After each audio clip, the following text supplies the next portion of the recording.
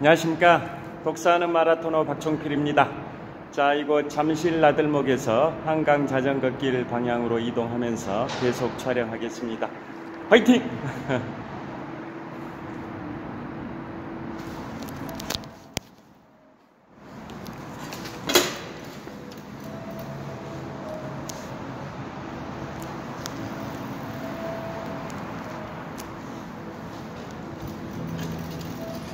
자, 이곳 잠실 나들목에서 출발해서 한강 자전거길 방향으로 이동하고 있습니다.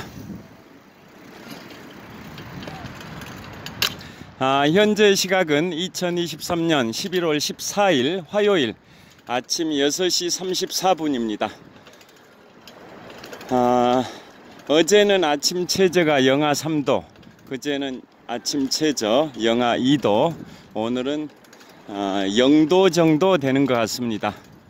어제보다는 3도 정도 올랐는데요, 여전히 차가운 날씨입니다. 자, 이곳 잠실 나들목을 출발해서 자, 드디어 한강 자전거길 동쪽 방향으로 힘차게 질주하면서 계속 촬영하도록 하겠습니다.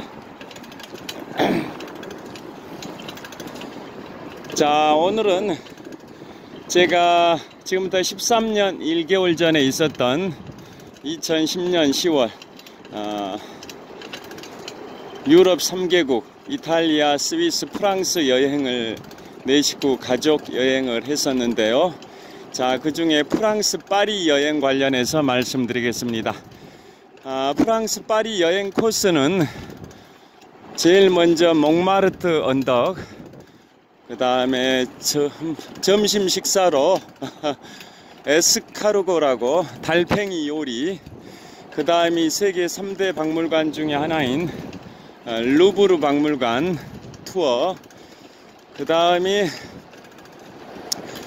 프랑스 대혁명의 광장 콩코드 광장, 엘리제의 들판이라는 별칭을 갖고 있는 샹젤리제 거리, 그 다음에 샤를 드골 에투알 광장에 있는 개선문, 그 다음에 드디어 프랑스 파리 여행의 하이라이트 에펠탑 전망대, 그 다음이 저녁 식사, 마지막으로 센강 유람선 투어 순으로 진행이 됐었습니다.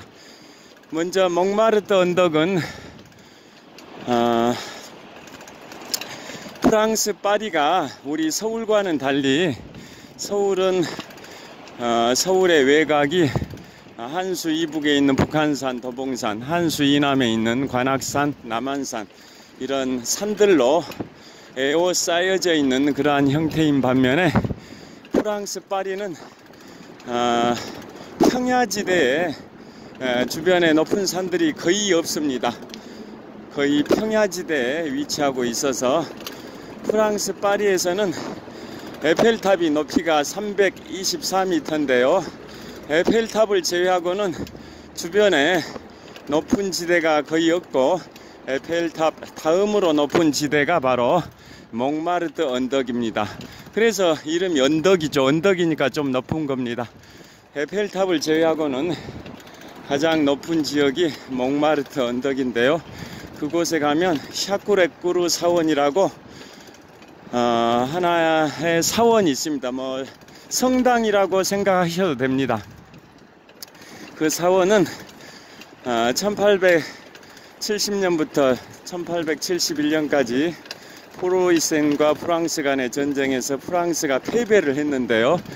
그 패배를 한 프랑스의 국민들이 패배주의에 젖어서 침체된 분위기가 계속됐습니다. 그래서 그러한 분위기를 반전시키기 위해서 시리에 빠진, 패배주의에 빠진 프랑스 국민들을 응원하기 위해서 그 당시에 카톨릭 신도들이 모금을 해서 건립된 사원이 바로 샤쿠레꾸르 사원인데요. 그곳에 올라가서 파리 시가지를 내려다보면 정말 파리 시가지가 평야지대에 건설된 도시라는 게 느껴집니다. 에펠탑만 324m 높이로 우뚝 솟아 있고, 나머지 대부분의 지역은 광활한 평야지대에 파리라는 도시가 건설되어 있습니다. 그 다음에 몽마르트 언덕, 그곳은 거리 화가들의 천국입니다. 과거에는 피카소 이런 유명한 화가들도 활동했던 무대이기도 한데요. 지금은 거리 화가들이 관광객들을 대상으로 그림을 그려주고 돈을 받는 그런 풍경들이 연출됩니다. 자, 그 다음에 갔던 곳이 바로 점심 식사로 달팽이 요리, 에스카르고라고 합니다. 에스카르고라는 달팽이 요리를 먹으러 갔는데요. 버터를 녹여가지고 그것에 달팽이 6마리, 6개를 삶아서 튀겨서 한 요리로 보여졌습니다. 처음에는 난생 처음 먹어보는 달팽이 요리라서 거부감도 있었습니다만은 막상 먹어보니까 고소하고 담백한 맛 이런 게 느껴져서 괜찮았습니다. 그리고 종업원이 한국인 관광객들이 많이 찾는 곳이다 보니까 한국어로 서빙하면서 사진 촬영도 같이 해주고 친절했었습니다. 그 다음 갔던 곳이 세계 3대 박물관 중에 하나인 루브르 박물관인데요. 세계 3대 박물관이라고 하면 영국 런던의 대형 박물관, 프랑스 파리의 루브르 박물관, 미국 뉴욕 맨해튼의 메트로폴리탄 박물관입니다. 자, 그 루브르 박물관은 원래 처음에는 그 성벽 방어 시설인 요새였습니다. 요새, 외세의 침략에 맞서는 요새 방어 시설이었는데요. 나중에 그게 루브르 궁전으로 바뀌기도 합니다. 궁전.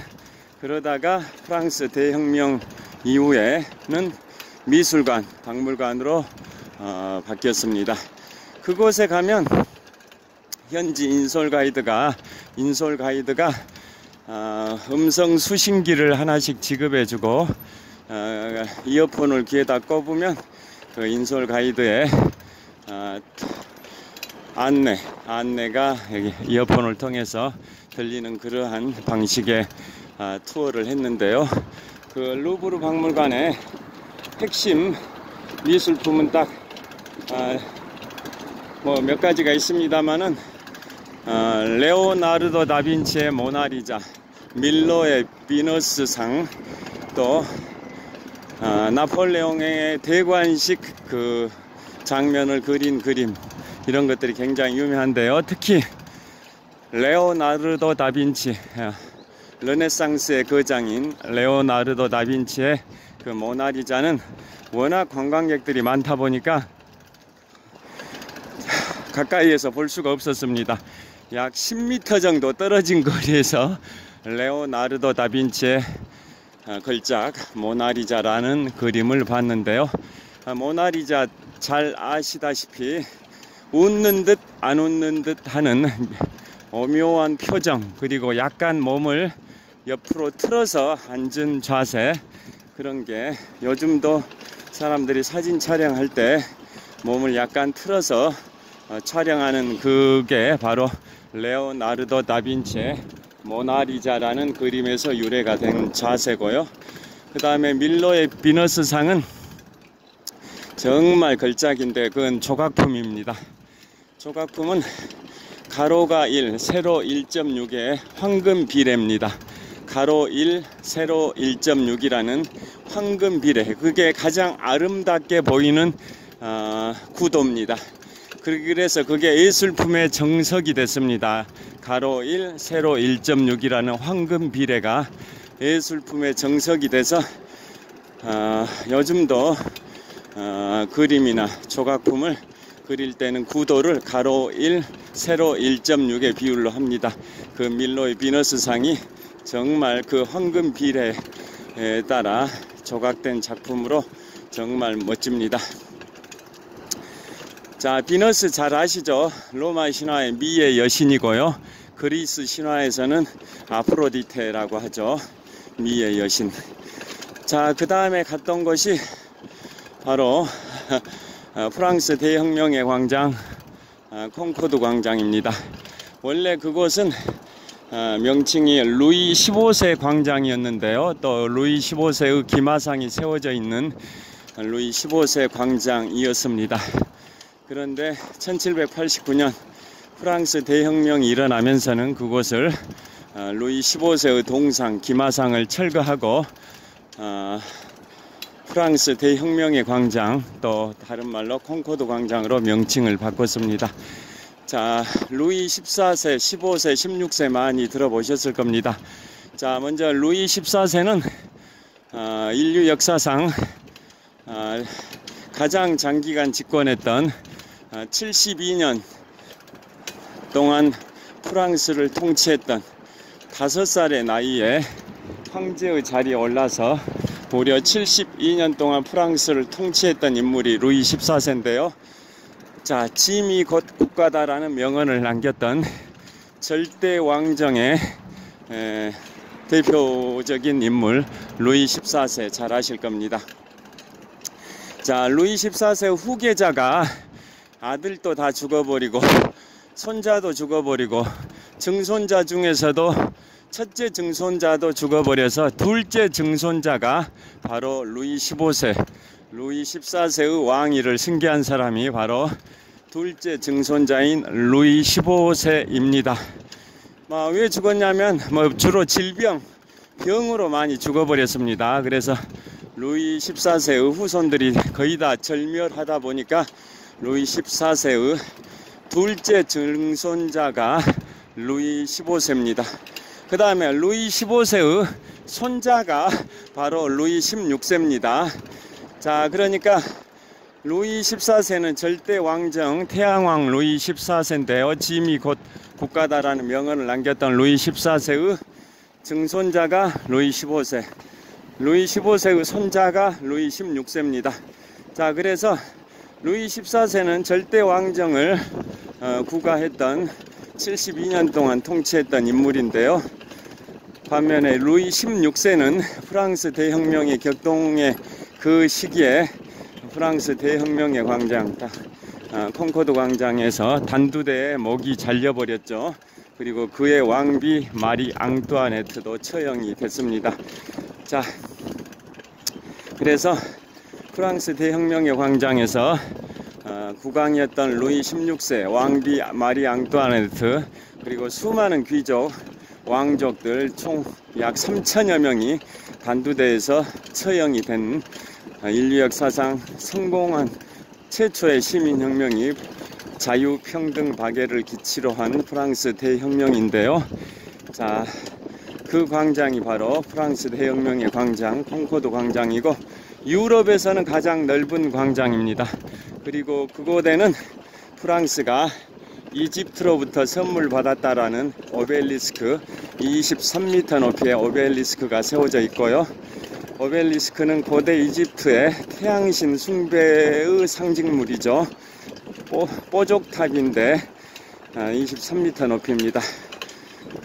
자, 그리고 프랑스 대혁명의 광장은 또 뭘로 유명하냐면 프랑스의 3대 국경일이 있습니다. 바로 1918년 11월 11일 제1차 세계대전 전승기념일, 또 1945년 5월 8일 제2차 세계대전 전승기념일, 또 1789년 7월 14일 프랑스 대혁명 기념일, 이 세 가지가 프랑스의 3대 국경일인데요.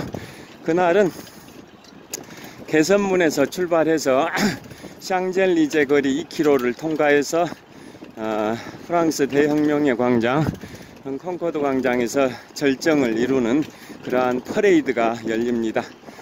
자, 그러니까 오늘이 2023년 11월 14일 화요일 아침인데요. 불과 3일 전이 바로 제1차 세계대전 전승기념일입니다. 11월 11일. 자, 이제 풍납토성 나들목을 통과할 예정인데요. 자, 풍납토성 나들목 힘차게 통과하도록 하겠습니다. 손이 꽤 시렵습니다.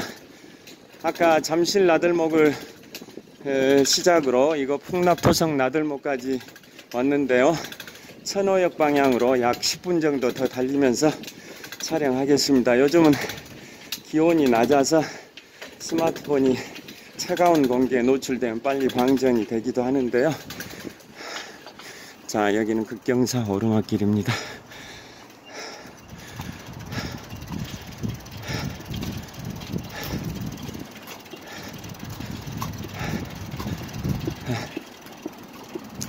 그래서 프랑스 대혁명의 광장이 그런 곳이고요.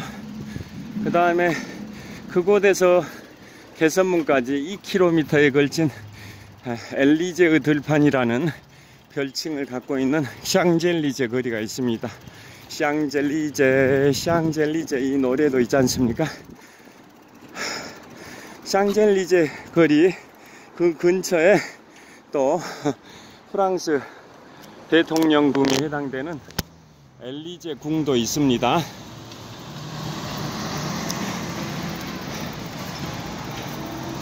하도 손이 시려워서 왼손으로 잡고 있던 오른손으로 잡고 있던 스마트폰을 지금 왼손으로 바꾸어 잡았습니다. 자, 샹젤리제 거리는 제가 지금 보도 블록 위로 자전거를 타고 달리고 있는데요. 보도가 지금처럼 한 넓이가 한 7, 8m 정도 굉장히 넓었습니다. 그 샹젤리제 그 거리 보도에는 수많은 명품 샵들, 레스토랑, 관광객들을 끌어모으는 수많은 명품 브랜드 매장, 또 유명 레스토랑들이 즐비합니다. 그래서 유럽의 중심 파리의 중심 샹젤리제 거리에는 수만 많은 관광객들이 찾고 있습니다. 그 다음에 갔던 곳이 바로 개선문입니다. 개선문은 1805년 12월 2일 나폴레옹에게 최고의 영광을 가져왔던 아우스터리츠 전투를 영원히 기념하기 위해서 건설된 건축물이 개선문인데요.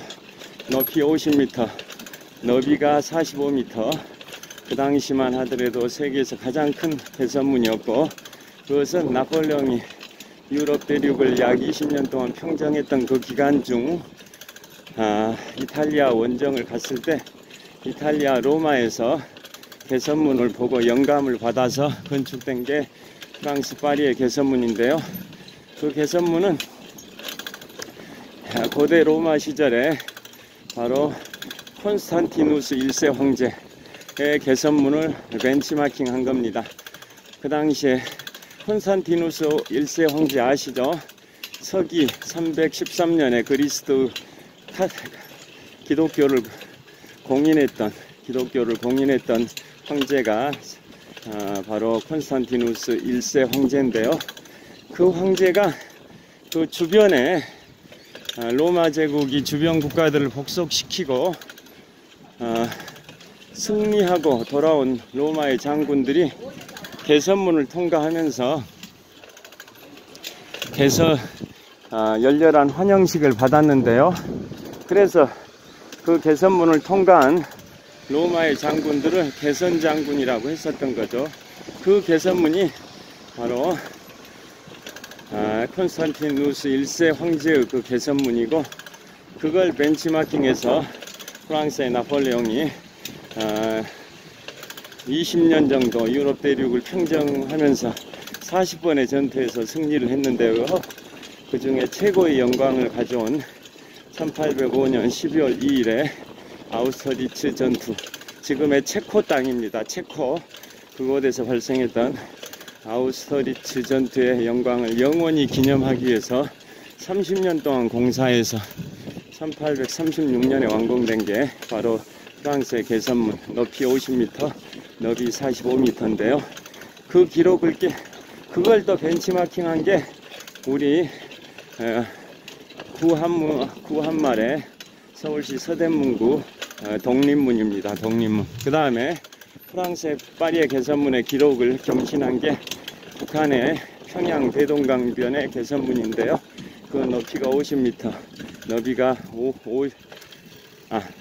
60m, 높이가 60m, 너비가 50m입니다. 자, 개선문의 그 위용. 개선문이 위치하고 있는 곳은 바로 샤를 드골 에투알 광장인데요.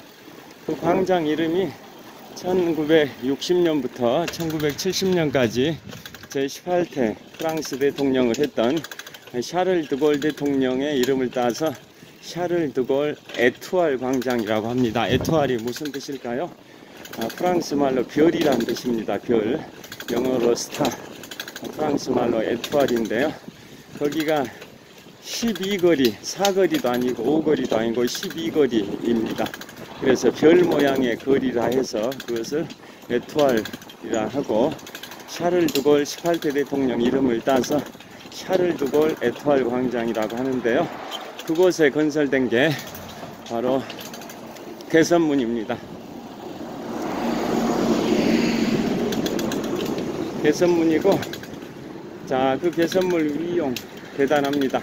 자, 개선문 사이를 통과해서 장례식을 치렀던 인물이 딱 두 인물밖에 없습니다. 바로 나폴레옹 보나파르트와 그 다음에 빅토르 위고입니다. 노틀담의 겁추, 또 레미제라블의 저자 프랑스의 대문호 빅토르 위고와 나폴레옹 보나파르트 두 인물만 개선문 사이 문을 통과해서 장례식을 치렀습니다.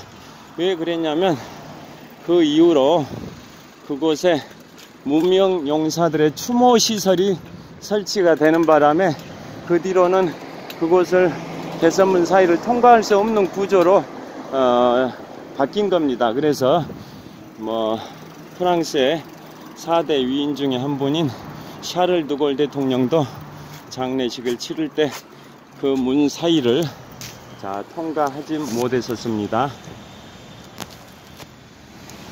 자, 여기를 횡단보도가 바뀌었기 때문에 횡단보도 건너면서 촬영하도록 하겠습니다.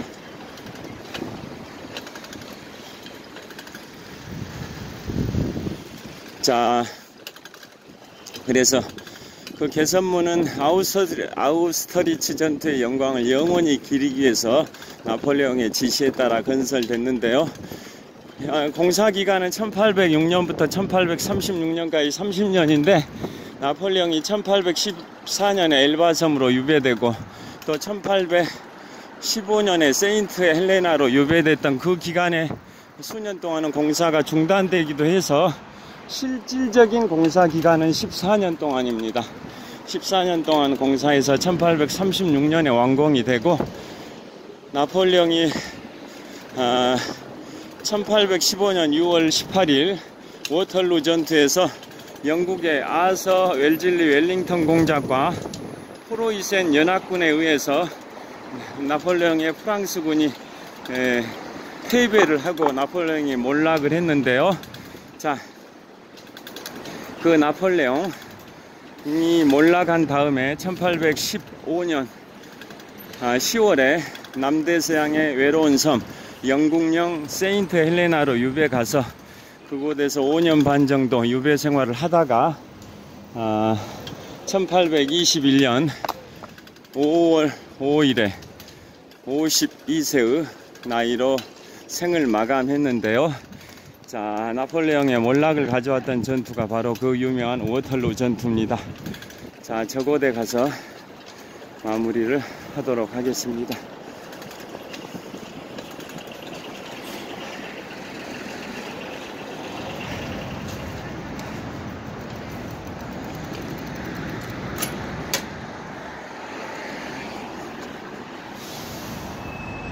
자, 이건 천호점입니다. 현대백화점 천호점을 촬영하고 있습니다. 현대백화점 천호점입니다.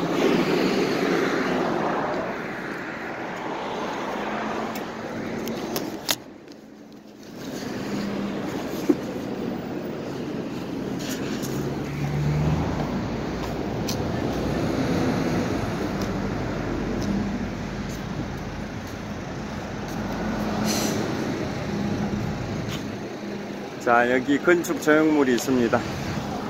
자, 여기서 마무리 클로징 멘트 말씀을 드리겠습니다. 자, 그래서 그 개선문 굉장히 유명합니다. 자, 그 다음에 갔던 곳이 바로 에펠탑입니다. 에펠탑은 높이가 324m 높이인데요.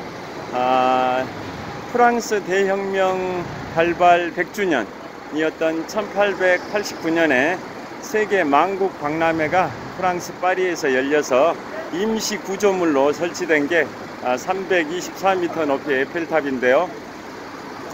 처음에는 그곳에 에펠탑을 세우는 게 흉물스럽다, 그래서 반대도 많았는데요. 지금은 프랑스의 상징, 또 파리의 상징이 효자 관광 상품이 됐습니다. 그래서 매년 한 700만에서 800만 명 정도의 관광객이 찾는 곳이 바로 에펠탑이기도 한데요.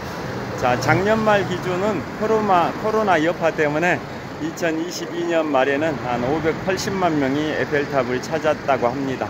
자, 에펠탑에서 주변의 풍광을 조망을 하면 아까 말씀드린 것처럼 프랑스 파리는 평야지대에 건설돼서 외곽에 높은 산들이 거의 없습니다. 그리고 세느강이라 하기도 하고 센강인데요.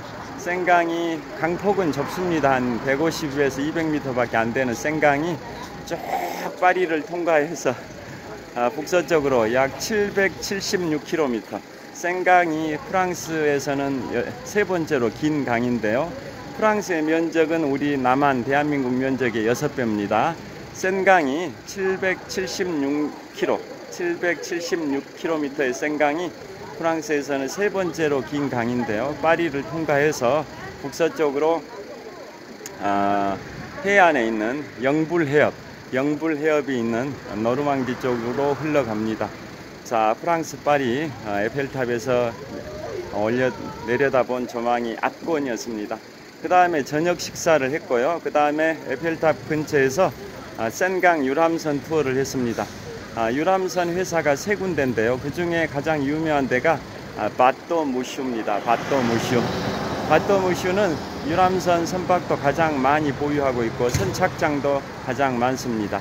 자, 그 유명한 바또무슈 유람선을 타고 센강을 쭉 1시간 정도 유람선 투어를 했는데요. 반환점이 바로 노틀담 성당 근처입니다. 노틀담 근처 성당에서 반환을 해오는데요. 후반에는 비가 내려서 좀 춥기도 했는데 캔맥주를 마시면서 즐거운 유람선 투어를 했고요.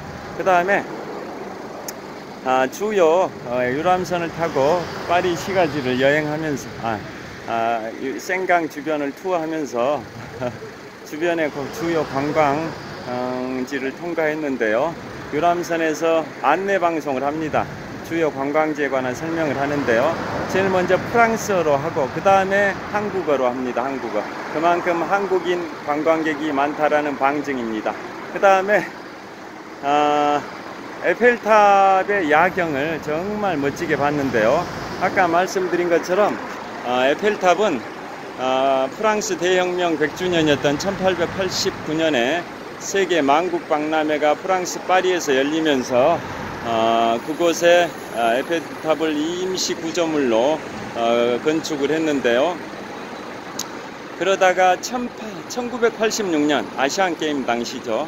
1986년 당시에 그곳에 에펠탑에 야간 조명시설을 설치했습니다. 그래서 지금은 에펠탑이 밤에 화려하게 불빛을 연출하는데요. 특히 요즘은 야간에 4시 정각에 3분 동안 불빛이 빠른 속도로 꺼졌다 켜졌다를 반복하는 빠른 속도로 전멸하는 방식의 불빛이 반짝반짝 이런 식으로 그냥 불빛이 켜져 있는 게 아니라 야간에 4시 정각에는 3분 동안 켜졌다 꺼졌다를 빠른 속도로 반복하는 전멸 방식이죠. 그래서 그걸 발광이라고 합니다. 발할 발자이다. 빛광자 발광, 미칠 광자가 아니라 빛광입니다. 미친 것을 발광이라고 하는데요. 미칠 광자가 아니라 빛광자에서 발광입니다. 그래서 정말 화려한 에펠탑의 그 야경을 관상을 할 수가 있습니다.